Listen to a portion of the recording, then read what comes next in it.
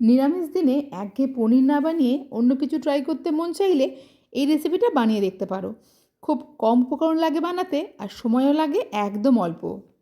ধোঁয়া ওঠা ভাতের সঙ্গে যদি থাকে এরকম একটা রেসিপি, দুপুরের ভাতটা কিন্তু সত্যিই জমে যাবে।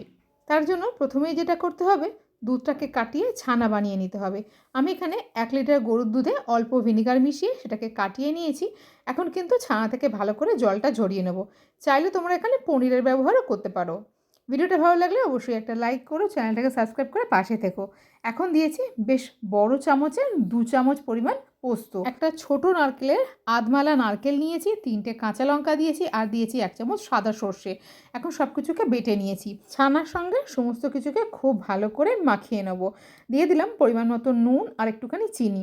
তার সঙ্গে দিয়েছি হলুদ গুঁড়ো আর দিয়েছি পরিমাণ মতো সর্ষের তেল। হাত দিয়ে বেশ সময় নিয়ে সব কিছুকে খুব মিহি করে মাখিয়ে নিতে হবে।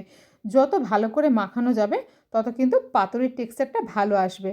এখন কলা পাতাটাকে এরকম ছোট করে কেটে নিয়েছি, গ্যাসের ওপরে তাপেতে একটু সেঁকে নিলাম, যাতে কলা পাতাটা ভাঁজ করতে কোনো অসুবিধা না হয়। পাতার মাঝখানে দিয়ে দিয়েছি ছানার মিশ্রণটা। এখন দিয়ে দিচ্ছি একটা কাঁচা লঙ্কা, চাইলে তোমরা এখানে একটু সর্ষের তেলও যোগ করতে পারো। এখন পাতাটাকে খুব ভালো করে মুড়িয়ে নেব। আমার খুব একটা তেলের প্রয়োজন মনে হয়নি, তাই এখানে আমি আর তেলটা দিলাম না। এখন সুতো দিয়ে খুব ভালো করে এটাকে বেঁধে নেব।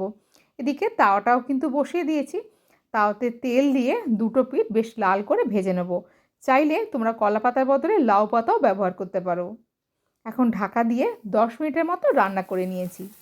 10 থেকে 12 মিনিটের বেশি সময় লাগবে না। আর পাতাটা যখন বেশ পোড়া পোড়া হয়ে যাবে, তখন গরম ভাতের সঙ্গে এটাকে সার্ভ করে দিয়েছি।